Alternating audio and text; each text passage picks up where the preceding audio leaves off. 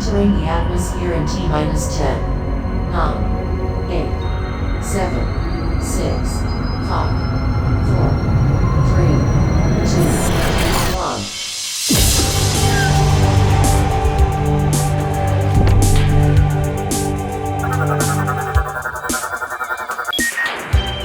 Hello everyone and welcome to the Omega Metroid podcast from OmegaMetroid.com. My name is Andy Spiteri, joined by Doom Crossing. Doom, how's your day going, my friend?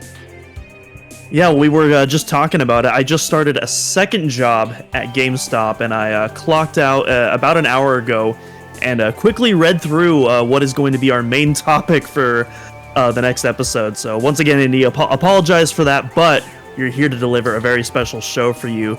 But in the meantime, what have I been up to? Just been, working in a couple of different jobs. I beat Spider-Man finally, had a lot of fun, and so I'll probably be moving on to Fallout 3 like I mentioned last time. That's the plan. And otherwise, just living and waiting for that June Direct. I woke up today in kind of a bad mood for a lot of different reasons. And most of them are silly reasons, but let me tell you one reason that I woke up in a bad mood.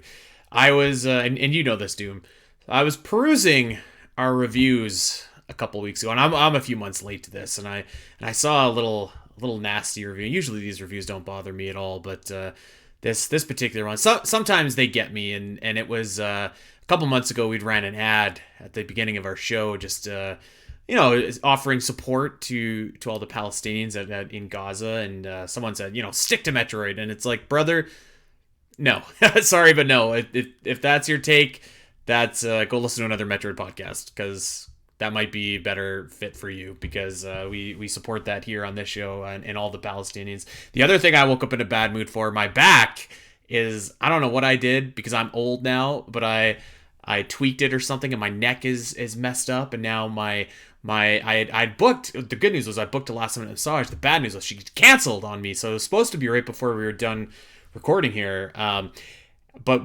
pertinently, the biggest reason I was in a bad mood is because I finished GoldenEye on NSO, and I was like, man, this is great. I love it, and I'm like, you know what I need to do now? I need to play Perfect Dark, because that is the best first-person shooter, I think, ever. It's so awesome. And so I fired it. Okay. Ever. Definitively ever. It's so awesome. And by the way, I didn't actually realize until today when I refired it back up on Xbox. But one of the reasons I love it is just because it's this like cyberpunk classic, and I never really noticed how cyberpunk it really was. It's very Blade Runner inspired. But anyways, so I was like, okay, it's time to fire Perfect Dark. My Xbox took like 18 hours to update, and I was just like, ugh. There's no save states in this game also, and I was just like, ugh. And the last thing that I was in a bad mood for, well, I don't know how else to say it, because what our topic is today here, Doom, I was reading through, and I was getting a little bit more and more frustrated as I was reading through this particular manga. So I have a lot of thoughts about what we're going to cover here today. I'm pretty sure all of what I am going to say is going to be unpopular, but I do indeed have to speak my truth. So it is time for Metroid Manga in review to come back after. It actually hasn't even been that long, but maybe about like a 10-week hiatus or something like that. And we're here to cover Samus and Joey Volume 2, and I'm excited about this.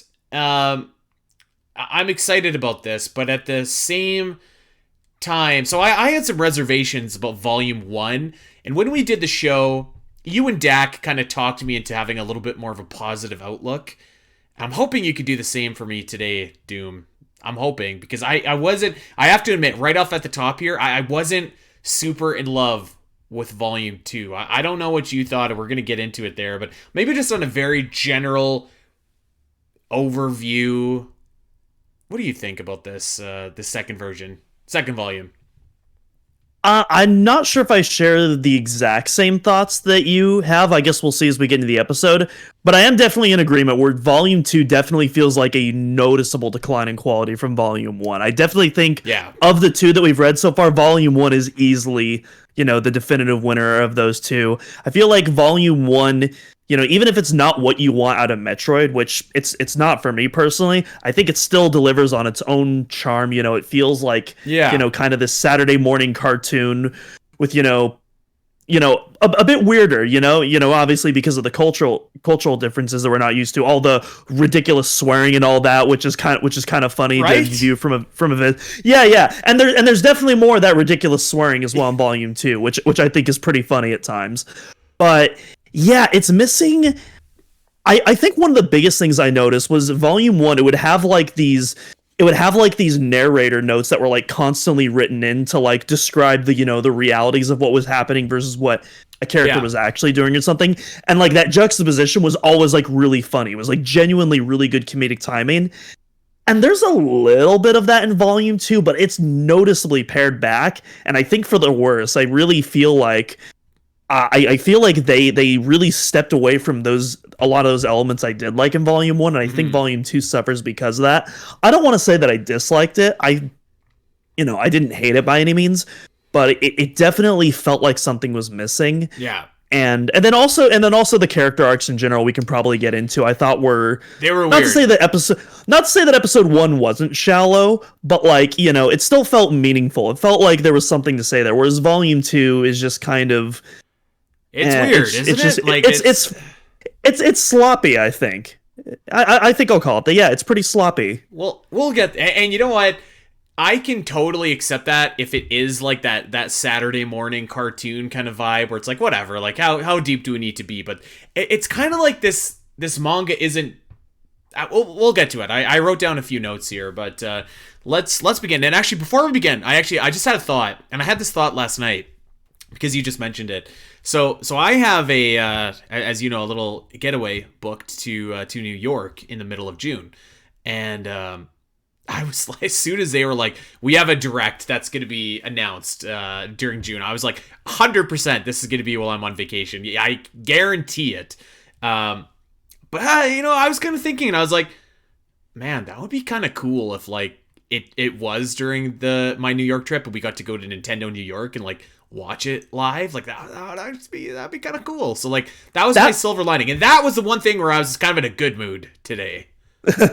Yeah, I saw that Twitter post and I was like, yeah, that actually would be pretty sick. Yeah. Like, yeah. Now I hope that happens when you're in New York now. That would actually be like a really fun excuse to go to the Nintendo World store, and doing it not just on a regular store trip, but for, a direct watch party with a bunch of other people. I mean, we're going to go there anyways, like for sure, but that would be pretty cool. But yeah, I guess let's just dive right into it here. So volume number 2 of Samus and Joey, and I think that like there is a lot of people that really love this manga, and I think that's awesome. I think that's fantastic. I think I've said it on every single manga in review episode that we've done, but I want to throw a qualifying statement out there yet again at the beginning of this show, where I have to admit to everybody, manga is not my preferred style of reading. Like, if you're watching us on YouTube, you could probably see, well, maybe not because it's kind of dark, but I have like a ton of graphic novels behind me, and I love that. I love that medium, and I think one of the big differences between the two for me is the lack of color, as I've kind of harped on before. And the reading from right to left doesn't bug me because you can adjust to that pretty quickly, but it's just like a different kind of, I feel like, tone as well, and I think that's a big problem, particularly with Samus and Joey that we'll get into here. But yeah, so we start off volume 2. One thing that I do like that I said that I loved it last Samus and Joey episode, and I love it this one too, is you kind of get like a recap of all the characters, and like they introduce the new characters as well. So we know right away that we're going to be meeting Yutun, a robot friend of Joey's, and also, more importantly, we're going to be meeting Dr. Diana Apronika, who is Joey's mother. And yeah, that's our setting here. So let's get going here. The first note I wrote down was Diesel still sucks. He's just like, so Diesel, for anyone that's not following along, let's just generally recap here for anyone that's not following along. Samus met this young kid named Joey, and Joey wanted to be a powerful bounty hunter like Samus, and so in order to become that, Joey found his deceased father's like power glove or whatever. It's like this exoskeleton kind of thing. Pretty cool. And Samus was like, listen, you can be like a bounty hunter in training. I'm going to leave you with this floating head brain thing that I know. It's kind of like Krang from Teenage Mutant Ninja Turtles, but without like the body.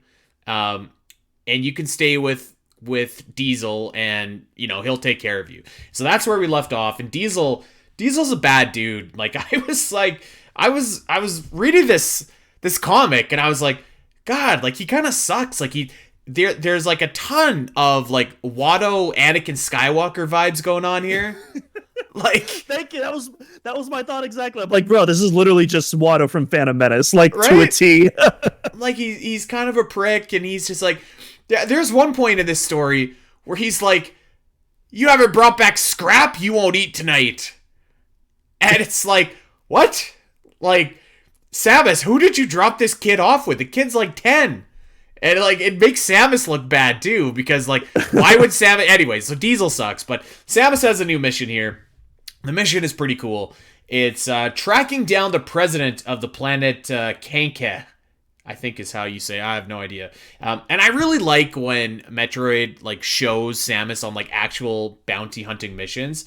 I think that's pretty cool. I think that's like a neat trick. And wouldn't you know, Joey's mother, who's a world-renowned surgeon or doctor or whatever she is also on this ship, because the ship that has been tracking, or that has been carrying rather, the president of Kanka has gone missing. So that's the mission, and that's what we got going on. I didn't actually remember anything about Joey's mom. I can't remember if they mentioned Joey's mom in the last version or not, now that I'm thinking about it. I don't think they did, right? I don't believe they did, or if it was like very briefly, because it's really just focused on his dad and his grandfather in that story.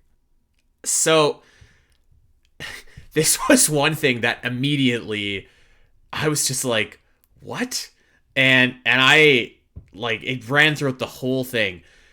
But like, what is your first impression of Dr. Diana, whatever her name is, before you even meet her? Because I was just like, why would this woman abandon her like child who's just lost his father? Like, why would she do this? And I was like, maybe there's a good reason. Maybe it's gonna, unfold as the story progresses here. And we'll talk about the story as it progresses. But that immediately was my thought, and I was like, I don't know if I like this person. There has to be a great reason for this to have happened. That was kind of my first reason. Like there was some reason that would get revealed later on. I wasn't just gonna be like, oh, she just like, oh, well, my husband's dead. See ya. Like, yeah. So I don't know. That wasn't really the impression that I got, at least not at first. So, but yeah, we'll continue on. So by the way, we're in chapter 6, and this chapter is called Emergency Rescue Mission to an Evil Planet. You gotta love these chapter names. They're pretty good stuff. But yeah, so his mom just took off. There she goes, into the spaces, into the cosmos. And so Samus lands on this planet, and this planet has like this big like electrical storm. Like it has a field that draws people in and makes them crash. It's just from a sci-fi movie. Now I can't remember what it was from. As I was reading, I was like, this sounds familiar, but now I can't remember what it's from. So like nothing electronic works there. Kind of like a cool idea. And there's a bunch of like monsters or whatever. And of course, Joey finds out that his mom is on this ship, and he's racing to go help Samus and help rescue his mom. And there's some pretty cool action scenes here. That's one thing I noticed, Doom. This volume I felt like was a lot more action heavy than dialogue heavy. There's a lot of really cool action shots here. There's one in particular where it's a vertical panel that shows Samus on like that it almost looks like her Metroid Fusion pose, the one where she's like kind of creeping through the hallway and her gun is up. It looks so sick with the sunrise or the sunset on the background. Mm-hmm. Hard to tell because it's in black and white, but yeah, that one looks really nice. I know. These action sequences, I was like, God, I wish that like someone out there would just color these, like, if there's like an illustrator out there, just color them in, make it, that would turn this experience so much better. Because like you look at the artwork on the cover of Samus and Joey, and it looks awesome. Like Samus looks great, Joey, like everything looks fantastic, and you're just, for me, I'm kind of longing for that in the actual body of work itself. But Nevertheless, so there's a pretty cool action that goes on here, and just when things look kind of sort of under control, we got some monsters approaching on the horizon, and that takes us to Chapter 7, Approaching Shadows, Mad Devil Beasts. Another fantastic chapter title. So yeah, the first chapter here, Chapter 6, I'm like, okay, we're setting the stage here. Wasn't I didn't think it was as strong as like the opening the opening chapter from the last volume, but I was like, okay, whatever. We have to clearly set up our new adventure here. Joey's mom's going to be a big portion of the story. Clearly, I was still pretty into it at this point. Yeah, that's kind of how I was feeling too. I will say I feel like the action really picks up right here in Chapter 7 and Chapter 8. Chapter 1 felt weirdly not as action, because if you remember, Volume 1 kind of just took off immediately. Like, you had like maybe like a couple of pages where Joey is just like, oh man, my life sucks, I'm so bored, I wish something would happen, and then immediately there's a space pirate attack and just everything goes down like immediately. And so whereas I was kind of surprised how fast the Volume 1 like immediately got running. This one definitely like takes its time and like eases you into it more. A little bit, and I think generally speaking, it's probably better for it, because like I do kind of like the build up to get the payoff a little bit later. But yeah, I would agree with that as well. We get into Chapter 7, and so we got these ginormous evil penguins as the enemies, and these are awesome. These are so great. Man, when they show like the penguin with the teeth, it's just like, oh my god in heaven, this is like the creepiest thing I've ever seen. It's page number 5 on here for everyone watching on YouTube. For page number 5, showing these evil penguins. It is the scariest thing you've ever seen in your life. Great design on these monsters. Yeah, the George Miller Penguins Uncut version here. God, it's like, man, for everything that I had taken umbrage with Samus and Joey Volume 2, there's just something so beautiful about, like, what kind of monsters should we include this time around? I know. Let's throw some penguins in there and make them evil with sharp teeth. That's great. Like, that's good stuff. What's not good stuff is you meet Diana, and once again, so this is where I was kind of like, there's got to be a reason that this lady just up and left her orphaned child, or not orphaned, but like this young child with no father, and just went. And I was reading, and I don't know about you, man, but I was like, they could not make Diana, Joey's mom, any more unlikable to me at this point, because she was just like, just cold, and just, it was so weird, like really weird. Was that just me? No, it definitely wasn't just you. Yeah, they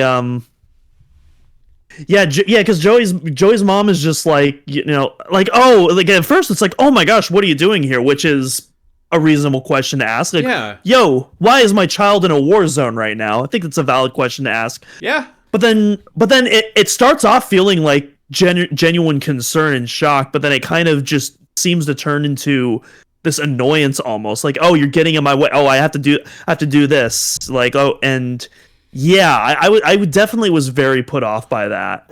And I don't know if that was the intention either. Like, maybe that was the intention and you're supposed to be put off by her, in which case sure, but I don't know if that was, though.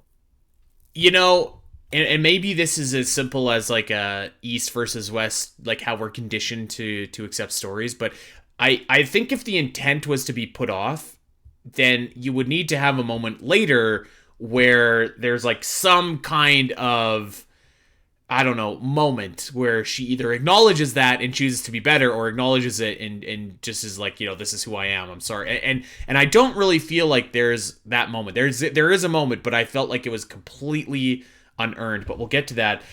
Like, it's just weird because like Joey, it seems like he's trying to ask, he keeps on saying like, Mom, I wanted to, and the inference is like he wants to ask her something, and to me, the inference there is like, he's clearly going to ask her like, why didn't you stay? Why did you leave? Which is a pretty fair question. that I think, someone should ask their mom. And again, like on page number, what is this? Page number 14, she's like, I don't have time. And like runs away. Now, granted, she is a surgeon. The president of Kanka is on board and he's in intensive care and whatever. Like, I get that, but I don't know. She didn't look all that likable to me, or she didn't come off all that likable to me, which is a big problem, I feel like, for almost everybody in this manga, unfortunately. Except for one guy that we'll talk about at the end. But so the big idea here is that the president of Kanka needs surgery, and Diana's the only one that can do it, and the idea is to like have it on a vessel away from space pirates and terrorists and stuff like that, whatever they say. I don't know. Maybe it would have been more safe on Kanka. Maybe not. Must be a pretty dangerous place. Yeah, doesn't sound like a good plan they got going here. Also, if the planet disables all the electronics, how are they able to perform the surgeries? Because you would still need electronic equipment. Whatever. I'm thinking way too much into it now. that one, it's like whatever. You can easily just tell me it's like, oh, the planet disrupts this signal that makes the gravity booster fly in the ship. And I'm like, yep, okay, great. That's no problem. A planet that sucks in ships and like disables them. All right, cool. But yeah, like it's well, basically, so the idea here is like everybody's ship is busted, and Samus and Diesel come up with a plan, and they're gonna get basically a derelict ship that's on the planet. I think they go through and they find like one ship that's working, and they're like, we're gonna steal this ship and we're gonna take everybody back off the planet there, which is a good idea. And I don't know, what did you think of this moment? There's a moment in chapter 7 here where Samus kind of is like a little bit sweet, but kind of not, because Joey is kind of rightfully upset that his mom just up and left, and Samus like, you should be lucky that you even have a mom. And I was like, that's kind of sweet, but also like, I don't know, let the damn kid, feel like he feels. Maybe I'm reading too much into it, but I don't know. Everybody in this chapter was just kind of weird to me. It was just kind of a weird vibe, To me, it feels. I think you're close earlier when you said it felt like an unearned moment, because it does feel like Samus is trying to be sincere. Like it does sound like she's trying to be understanding of Joey, but at the same time going, you know what? Do you know what I would do to even be able to fight with my parents right now? Yeah, like suck it up. Like, yeah, you're such. I didn't even necessarily get the suck it up thing. It was like I get the pain you're going through, but at least you get to have that pain. I don't even get to have that. Mm-hmm. That at least that's the way I interpreted it. But again, I also feel like that moment was unearned, because I feel like Joey absolutely has a right to like what. That's a pretty important question to want to ask. Yeah, that's a very reasonable question for anybody, especially a child, to ask after having, an incredibly traumatic moment in their life. Right? That's what I was kind of thinking, like watching that. So, I don't know. I thought that it was kind of weird. But back to the good stuff here, because those evil penguins are back. They're attacking, and Samus and Joey are holding them off as Diesel gets the ship ready there. And that's pretty much how chapter number 7 ends. And then we go right into to chapter number 8, which, again, is called Lost and a Determined Attack. Not as great of a chapter name as the other kind of couple chapters that we've been on, but still a good one there. And man, this artwork in this chapter in particular, I thought it was awesome. It just really stuck out to me. There's some really incredible portraits, like action sequences, like... I thought, like, the penguins. I mean, I thought that this chapter, there's one panel in particular that I pointed out, and I think that's in another chapter further down, but the artwork I thought was really cool in this chapter, which is about, unfortunately, the only good thing I have to say about this chapter. Yeah, I'm looking at this panel right now that shows an army of those penguins going in. I kind of like how they almost look like they transform into actual ships, and they have these boosters coming out of them. Looks cool. Like I think it looks, again, something in an actual Metroid game I wouldn't be able to get on board with, but in the context of this, I think it looks awesome. I couldn't tell if is it supposed to be like a desert planet or like a snowy planet? I can't tell. I'd have to imagine it's a snowy planet if there's like penguins that, you know? I would too, but like I don't know what it was. I was just reading it in my mind immediately. It was like desert planet. Maybe it's because I don't know. I just watched Dune not that long ago, but I was just like, cool, desert planet, and there's desert penguins. Sweet. So yeah, there's a lot of really great artwork in this chapter. Samus in particular looks really exceptional. There's a really cool action shot on page number 10 of Samus, and she just looks so awesome. But yeah, so the penguins swarm the ship. It crashes. Samus is injured. Joey has this weird dream where everybody's like dead, and then he wakes up and they're not dead. And it's like what? I was reading and I had to do like a double take, and because like you see everybody kind of when this crash happens, you see Joey, he's his mom is dead, and this is on page number 16, excuse me. Samus is dead, his mom is dead, and then he just like wakes up in this hospital bed, and it was so jarring, and I was like, and he says like, oh, a dream, and it's like, well, did you dream or did this happen? And like I don't know. I thought it was weird. Yeah, I'll be honest, this one felt like the writers had a page limit and they ran out of ideas and they just kind of had to make something up to like, fill the quota. Because I think this is actually the shortest issue of all these. Because I'm looking at them. By the way, for context, I don't know about you, I'm reading the translated version of this from our pals at Metroid Database right now. Of course, yes. But yeah, this manga, at least before like the credits and the artwork starts, is only 27 pages long, which I believe is the shortest one. And so yeah, honestly, it felt like it felt like a high school student, trying to write a paper, and, trying to fill up that word count. That's kind of what this dream sequence felt to me, because it was random, it was out of place, it was jarring, and there was absolutely zero payoff. I don't know what other explanation there could be other than a page quota. And here's the thing, like for whatever reason, the people that love the manga, which I love that for people that love it, but in my experience, I have found that a lot of people that really like this are very defensive about it. And so the intention here isn't to like come and dump all over this, because like clearly there are some things that are done differently because of like the East versus West, right? Like I just think that's a fact, and we should just acknowledge that. But like, yeah, I bring that up just to say, like, if we sound like we're kind of dumping on it or taking it to task, it very well could be that, like, one, like I'll speak for me, like I'm not the intended audience, but two, again, like this has never been my preferred method of consuming media, and like three, maybe it's just possible like I'm just not getting it, like I don't get it, I don't understand it, maybe I need to read it a little bit harder or go back, but like I don't know, I just feel like in the best graphic novels that I have, that's not really required. It's pretty easy to follow along, and like sometimes you want to go back and reread a couple things for like additional context, but not because it's just like I have no idea what's happening. It's more so like I missed this little detail and this is going to enhance my enjoyment. Maybe that's semantics to the people that really love the manga, but that's just kind of how I feel, unfortunately. And it kind of gets a little bit worse here. I think so, because again, like this series, I feel like it kind of needs to pick a tone and keep to it. When we were doing Volume 1, I was kind of like, I don't know if I love this.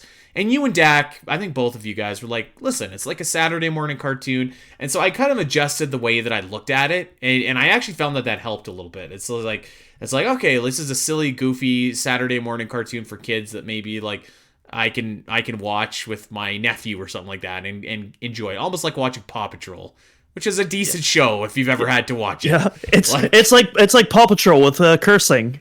But that's it. It's like there's all this cursing. There's all this like, violence. Which like the violence is fine. That's whatever. That's not a big deal. But like, it's just I don't know. Like the tone doesn't quite fit. I don't feel like, unfortunately, like I don't think that it fits at all, and it's just like it's super weird to me.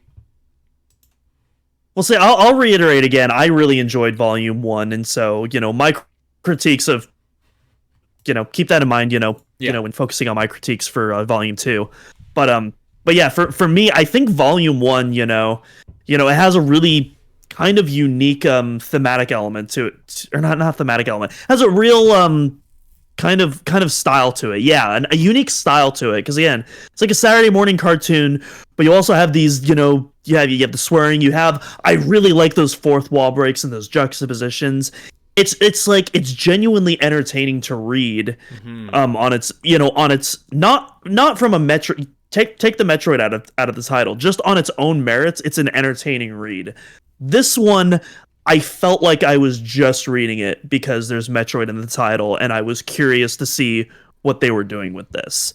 And again, I don't want to say that I got nothing out of the experience, but it definitely felt like, a lot of those creative choices from the first volume were severely missing. And again, we'll continue to go through this as we make our way through it.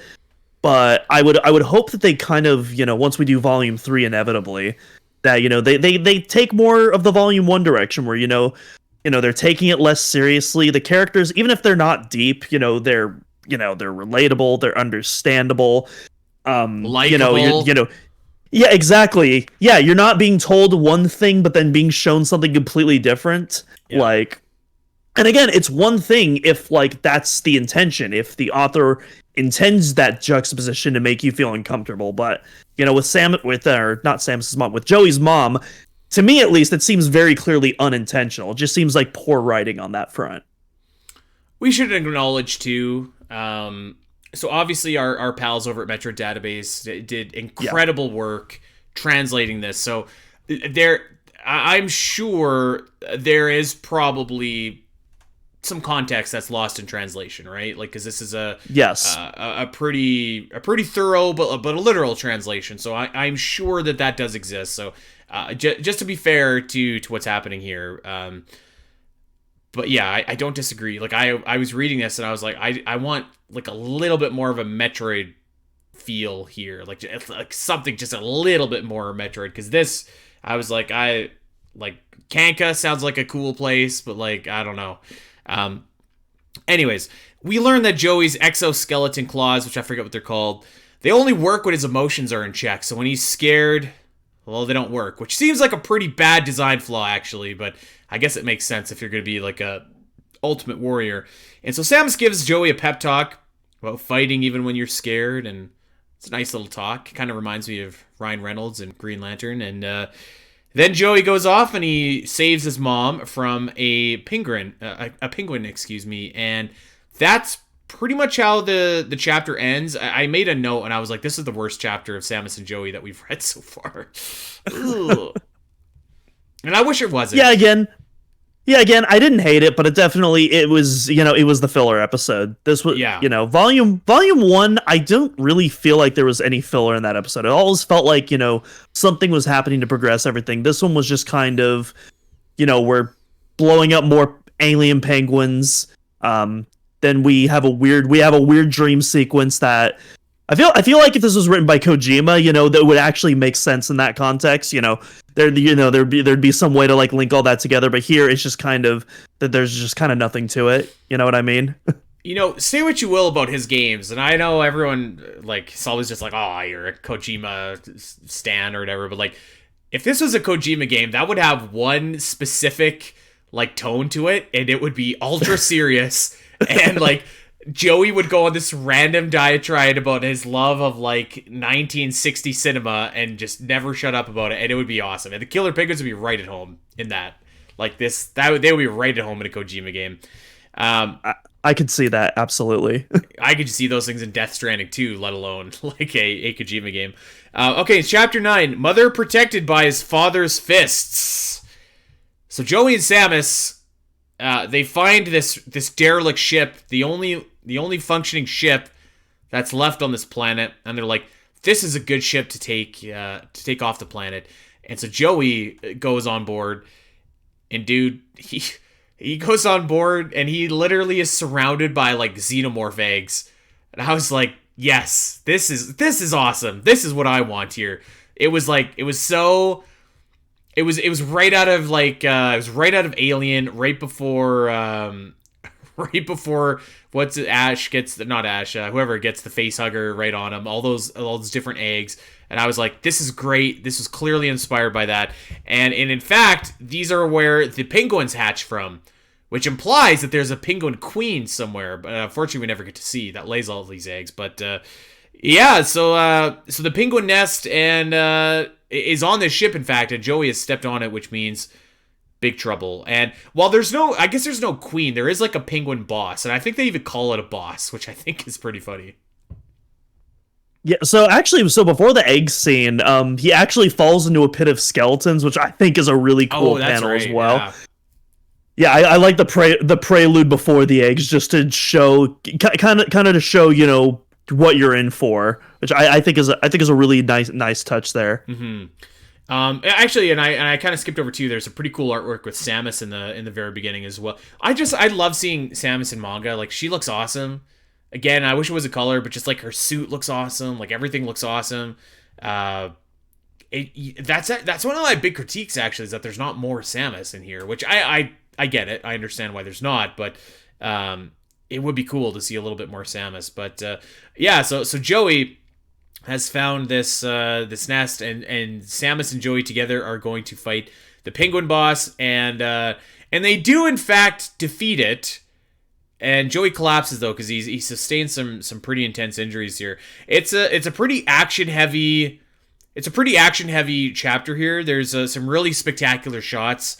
Page number 20 has like a scene of like Joey and Samus kind of side by side shooting, which I thought was really great. The penguin boss itself, I thought, looked like pretty funny. And there's also a really good panel on page number, what is this? I marked it down. Page number 9, where Joey's eyeballs are like popping out of his head. So there's lots and lots of really like exceptional artwork to be found in this chapter.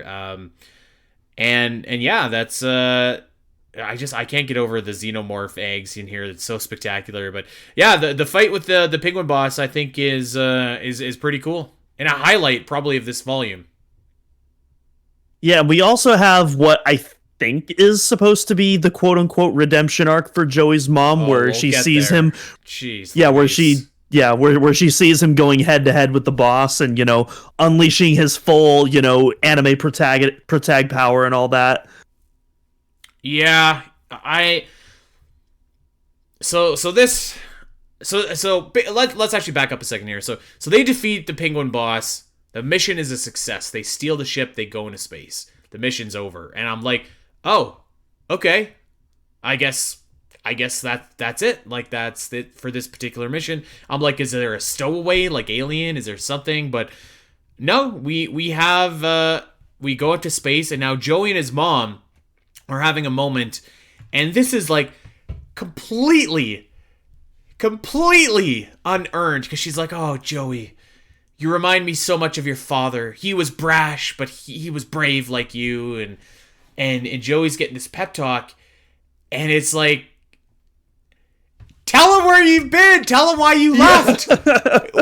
What? Like, if I was Joey, I'd be furious at you for just abandoning me after my father died and then not checking in at all. Maybe she does, we just don't know about it, but it's like, what? And then she's just like, you look like you're in good hands with Diesel and Samus. I'm going back to do my thing and hone my skills as a doctor or whatever she says. And it's like, what?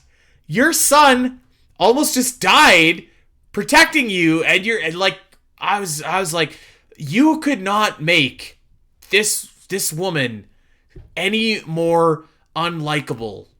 Maybe there's gonna be someone out there that's read this that can defend this and kind of tell me what they were going for. But I was reading this, and I was just like, this woman just seems horrible. Like, yeah, she's great. She's a doctor. She's gonna save lives. But like, I mean, come on. Like, can you not bring your kid with you? You got to be like laser focused 24/7, 365 to your surgery. I was just like, I don't know. I was like, this is like, and this is a problem I have with the manga in general, is like, there is almost not a single likable character to be found anywhere here, because you go through the list and it's like, okay, we have Diesel who demands scrap, and if he doesn't get it, you don't get fed. you have Samus, who's this cold, like, awful bounty hunter, and, like, I get it, she's somewhat cold in the games too, but, like, I don't know, call me old-fashioned, but I like my protagonist, the hero I'm playing as, to be somewhat likable, relatable, and a little bit heroic, and, like that is there in spurts, but not consistent. And, like, Joey's mom is just, like, geez, like, she is just dreadful. She's dreadful, and Joey himself isn't always likable either, but, like, that one you could kind of excuse because he's, like, an annoying little kid, but I was just reading this, and I was like, there came a point where I was like, if I wasn't reading this for the Omega Metroid podcast, I would not be reading this right now, which kind of sucks, because, like, even though we had our issues with the Metroid manga Volume 1 and Volume 2, like, I still enjoyed that. Like, I was still reading it, and I was like, okay, this is still pretty cool. Like, I do enjoy this, and I would have finished it even if we didn't have to. This one, I was just like, oh my god. Andy, have you ever seen Old School before? Of course I've seen Old School. Because Joey's mom in this scene in particular reminds me so much of Will Ferrell trying to find all these ways to give the bread machine back. And especially there's this yeah, right? Especially the one scene where he re-gifts it to... Yeah. Where he re-gifts it at the kids' party. And that's exactly, like, the first thought that came to my mind. You know, Joey's mom trying to find all these excuses to get out of there. And it's like, what are you doing? And I don't know, maybe that's the difference between me and you when we're reading this, is because obviously, like, the writers aren't intending to make it. To me, it seems like they're not trying to intend to make Joey's mom, look like a bad parent. They're trying to make her look flawed but sympathetic, yes. And they're failing miserably. And I find it incredibly funny, what they're trying to do versus what I'm actually reading. I find it entertaining and funny reading that. I find Diesel as this horrible child slave labor Watto cutout. I find that incredibly funny. But I can also understand why, if you're reading that and you're like, maybe that clear juxtaposition doesn't work. To me, stuff like Metroid Other M, an example where it's an actual Metroid game where, clearly characters that you're supposed to be sympathetic to are like the biggest POSs in the world. That to me gets on my nerves. But something like here with the manga, it doesn't really bother me as much, and I'm just more entertained by it than anything. So maybe for us, that's like, that's kind of the biggest difference between whether or not you really latch onto this or not. Well, whether you latch onto this or not. That's the thing too. Like, I kind of agree with what you're saying. Like I can find, like, I almost called him Watto. I can find Diesel. I find him very unlikable, but it doesn't ruin him for me, because it's like, this guy sucks, and, like, that's his whole gimmick. That's fine. I don't know. Maybe we got some payoff with Dr. Diana in Volume 3, but I don't know if that's coming. Because it abruptly ends here, and yeah, like, I do feel like that was supposed to be, like, this big moment between them, and I don't know, it just felt really, really flat to me. I have to admit, so she was really the only one that I was, like, kind of like with Samus being unlikable, it's like, whatever. With Joey being unlikable, it's like, okay, whatever. Like, with again, I was just called him Watto. With Diesel, it's like, he kind of sucks, but, like, okay, like, whatever. But this moment with Diana, I don't know. I don't know what they were going for here, but whatever they did, it did not land at all for me, like, at all. Like, I thought this made, like, Madeline Bergman look like, God, I don't know, like Mother of the Year, right? Well, Mother of the Year, but I was gonna say, like, this just exceptional 3-dimensionally written character. You know what I mean? It's like when you're reading a Metroid anything and you're just like, man, Madeline Bergman smokes this person. That's probably not good, at least for me. And I know I don't really like doing shows where we kind of beat up on things and we're negative about things. Like, we've done enough of that with Other M in the past. Like, so I don't really relish kind of coming on here and taking a dump all over Samus and Joey Volume 2.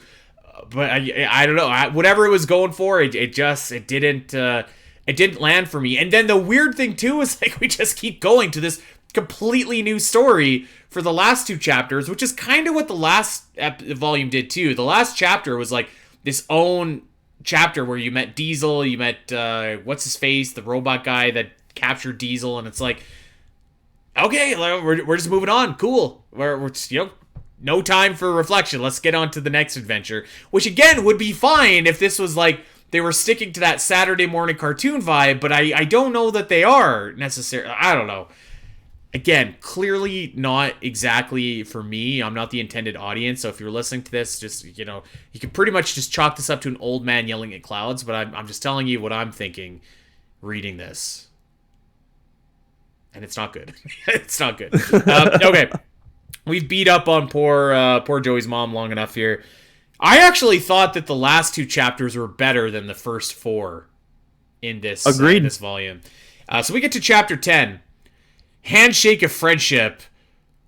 Bioroid Delta 3. What a name for a robot. The Bioroid Delta 3. That sounds like a wrestling move. And yeah, we are just completely moving on to a new story here.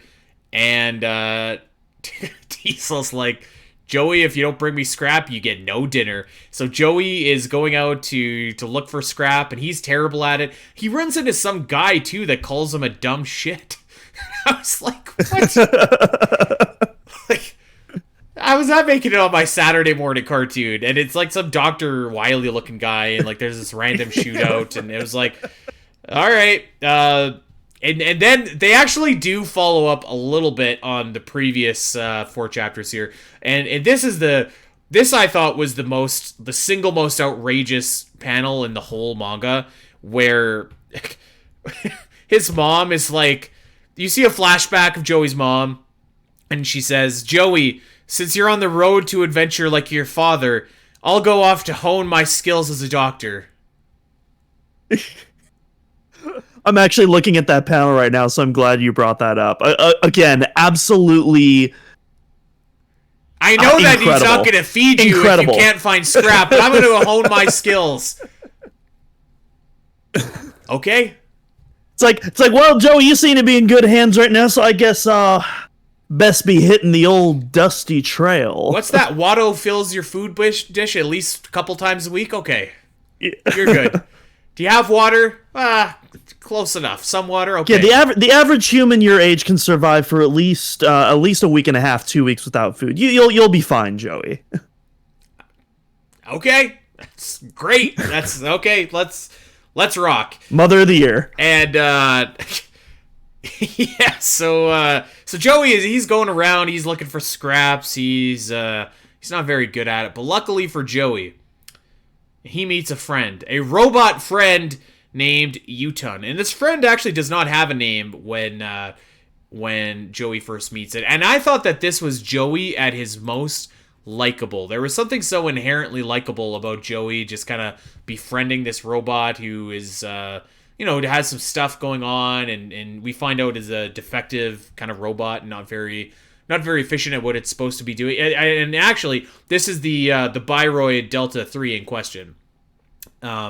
And they kind of have this cute little friendship, and it's nice actually. And there's actually one panel that I want to specifically point out because I thought this panel was so awesome, in a very cyberpunk kind of way.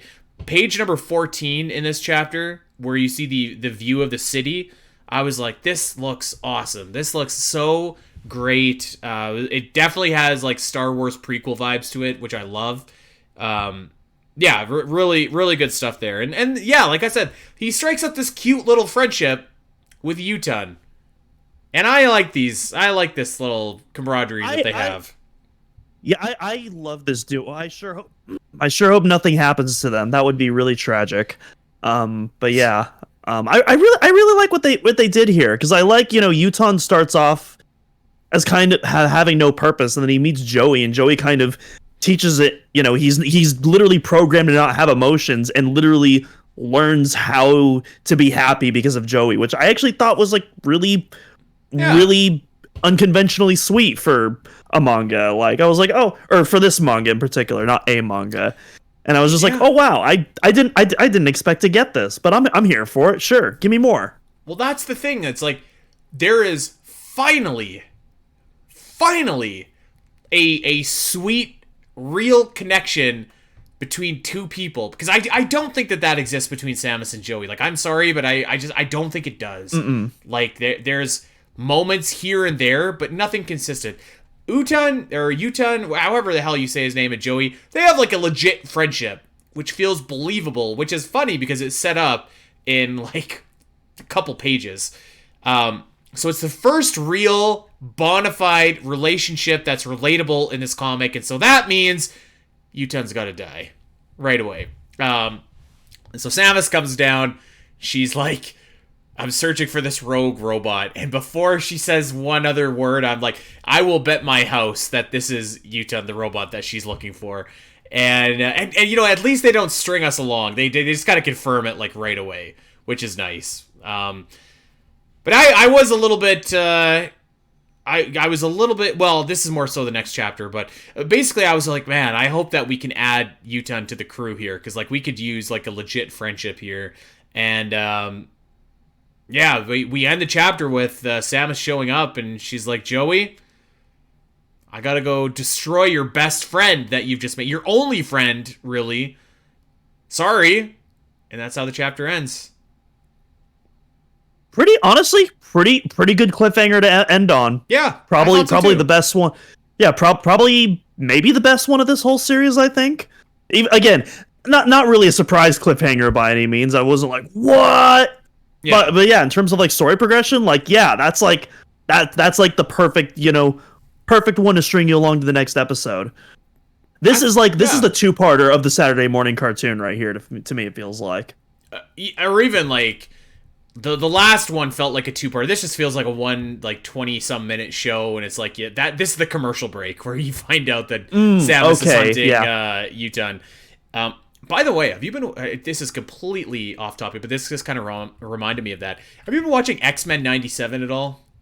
I don't know why I knew you were going to ask me that. So I haven't watched it yet because I've actually been slowly making my way through the original X-Men animated cartoon, which I've never watched before. I'm on season 2 already, and so I'm doing my work to catch up on that before I watch X-Men '97, because I want to take it all in and you know compare the new one to the old, and see where how it's similar, where it's different. But yeah, I'm enjoying the original X-Men cartoon so far, and I'm very excited to see what '97 is about, because I have heard nothing but fantastic things about it. Yeah, Sam and I watched the first episode, but at that point there was only, I think, 2 episodes out, and I was like, I'm just gonna wait until it's done, and then we're gonna watch it all in like a weekend, and so I think that's gonna be next weekend. But yeah, you kind of realize like how spoiled, and me, like I'm a little bit older than you, so I'll speak for me, but like, man, we were spoiled in those '90s cartoons when we had the Batman animated series and X-Men and Spider-Man, like all of them were awesome.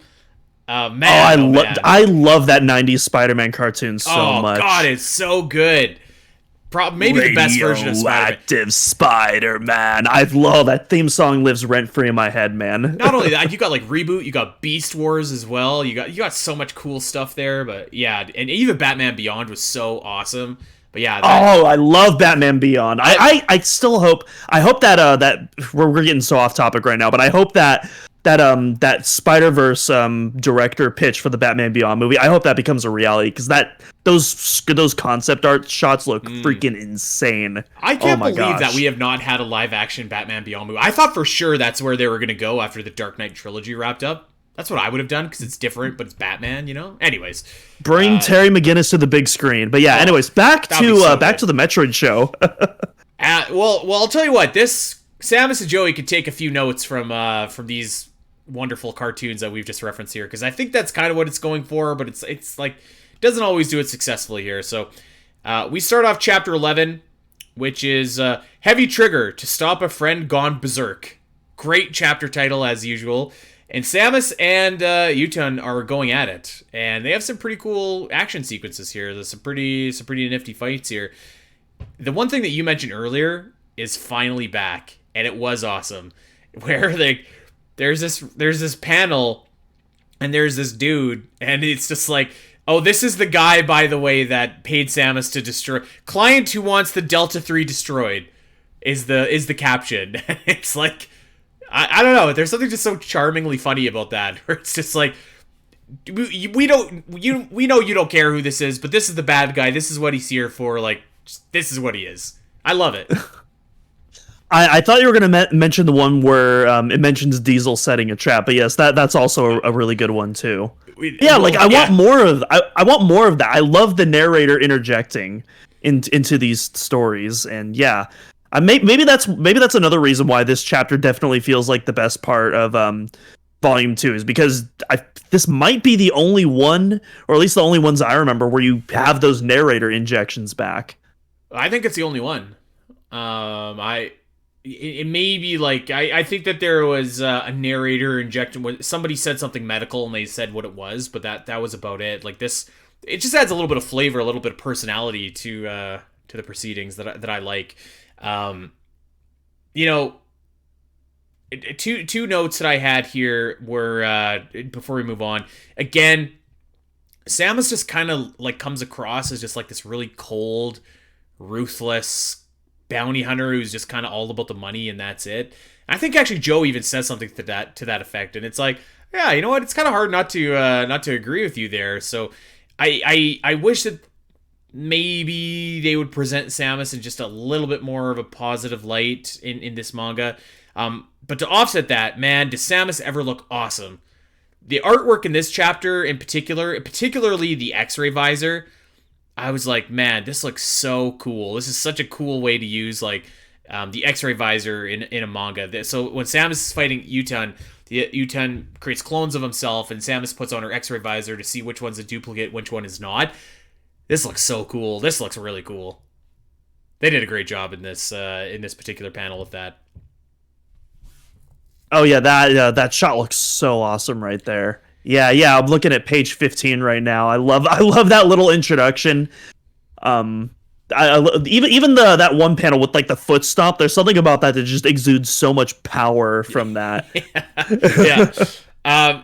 So this whole, or you go first. Sorry. I was going to talk about the one great Diesel moment in this chapter, but you go ahead, dear. We can save that for a second.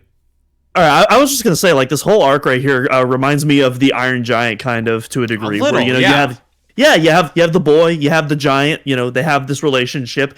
Everyone around them is like, "Are you insane? This is clearly a weapon that is going to kill you."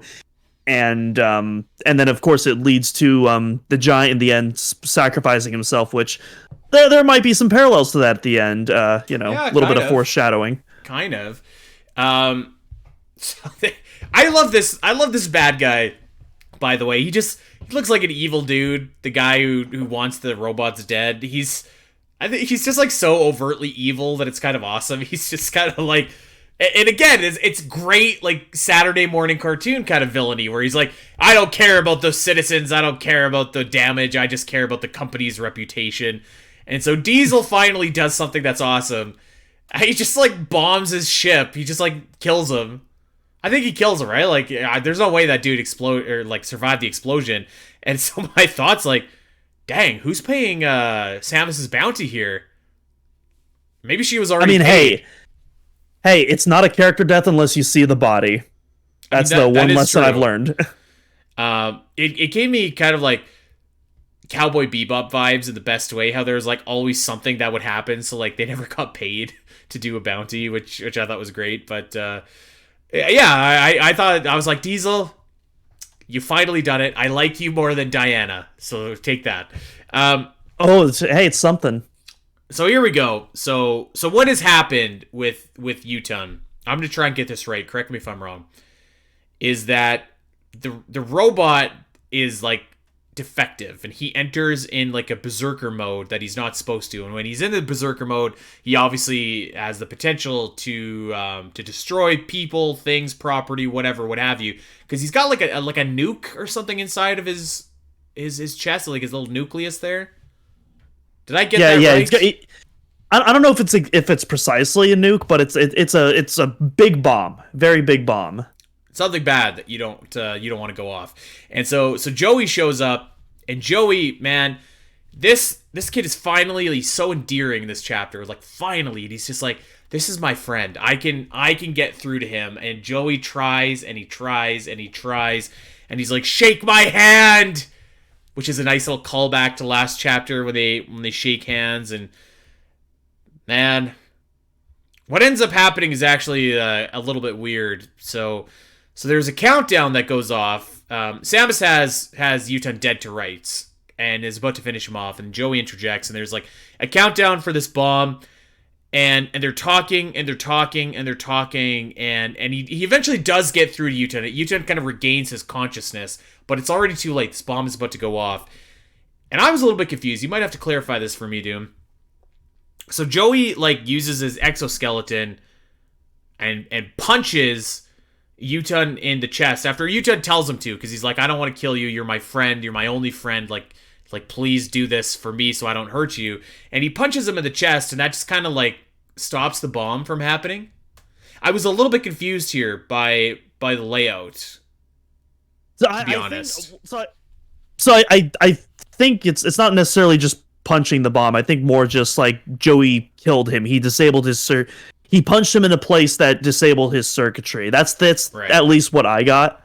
I kind of thought that bomb was going off no matter what. Which I guess the bomb can't.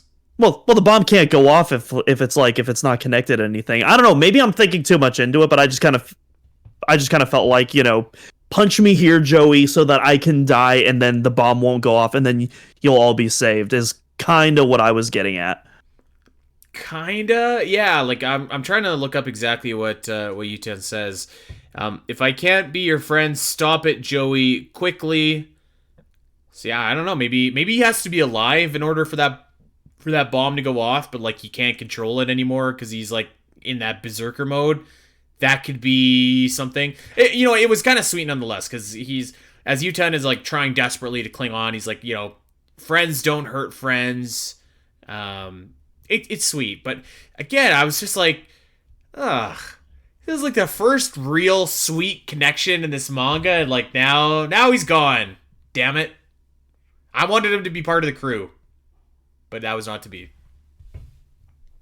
Yeah, definitely one of the if not the best characters introduced in this manga. We will add a Yutan to our Crocomire respects list. Yeah. I don't know who else is on the respects list. That all the Prime 3 bounty hunters, I think, deserve to be on the respects list. Hunters, yeah.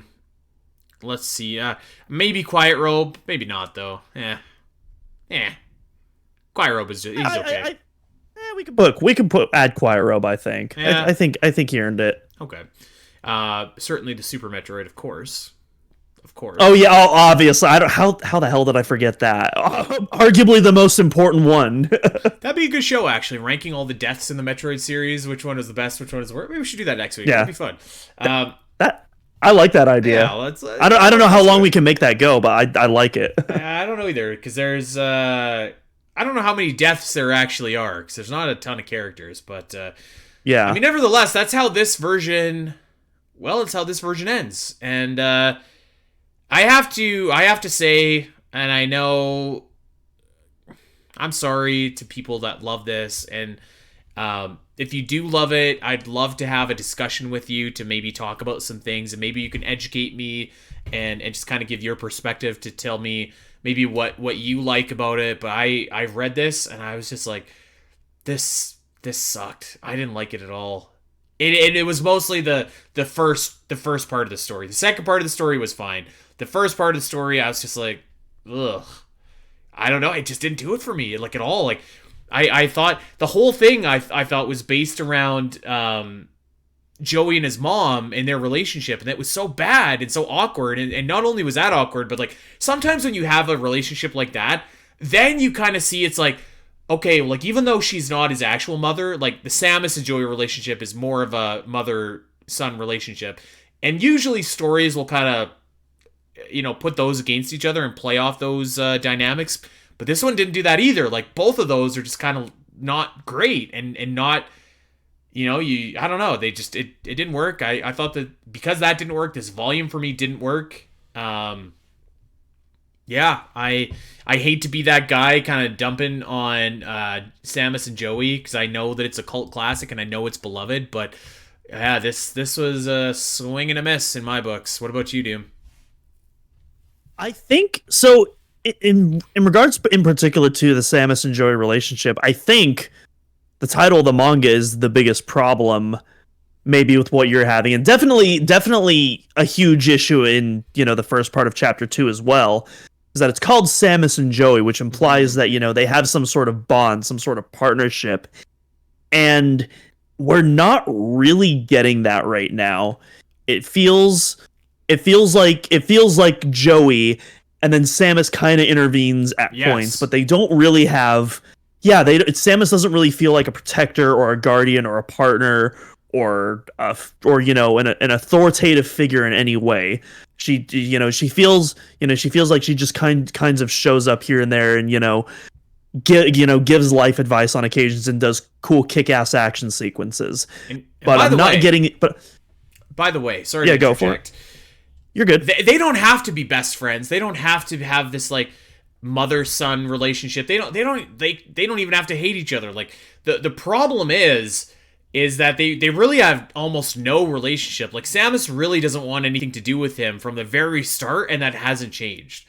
Like she pawns him off to this slave driver who says, if you don't give me scraps, like you're not eating. And it's like it's a story about Joey, which would be fine, but it's like the Metroid portion of it feels shoehorned in there, which is maybe what is not connecting with me. I think your point is very well spoken. Yeah, I definitely agree there. And I feel like for Volume 3, at least, we should probably get Lilith on the show, because I know they're big Samus and Joey fans. So I think that perspective would be really beneficial to have on the show.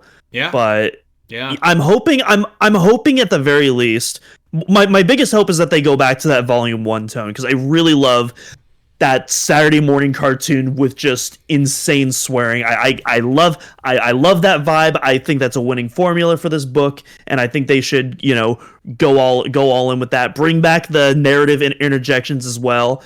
Those funny fourth wall breaks I think work well here. Yeah. But yeah, I think the other big thing I want to see is an actual relationship develop between Samus and Joey.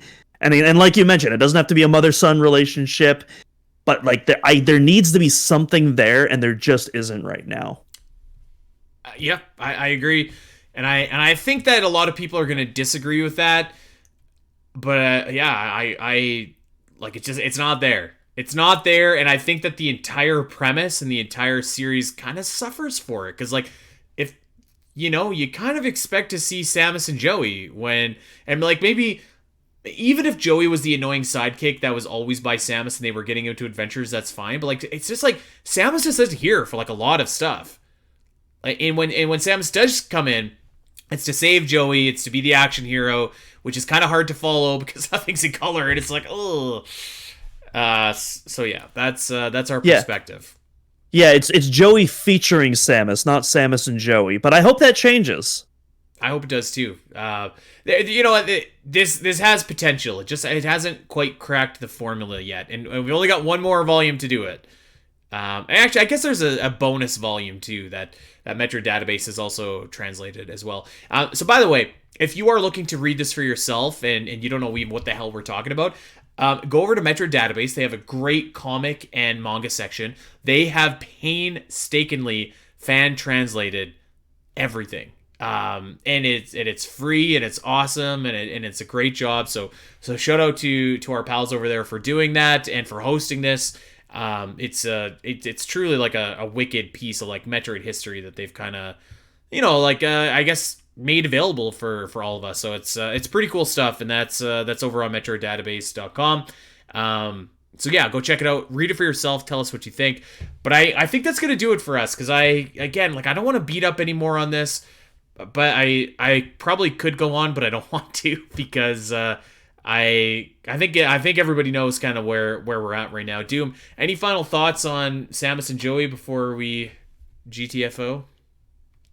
I pretty much said everything I need to say at this point. I do want to reiterate again, though. I still really enjoyed Volume 1, and so I don't want to certify myself as like a Samus and Joey hater yet, because at least one of these books has really worked for me so far.